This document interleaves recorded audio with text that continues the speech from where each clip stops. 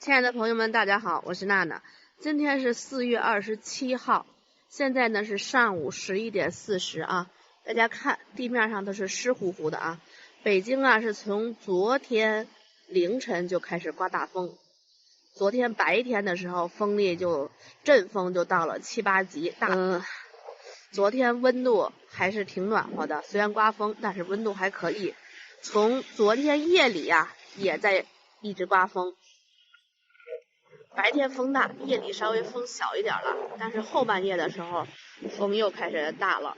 早晨起来6点多钟的时候呀，就发现下雨了，但是这个雨是不是半夜里下起来的我也不知道。这边这房是衙门口的回迁房啊，这是5环外。这个前些日子呀，北京的这个温度都达到了差不多几乎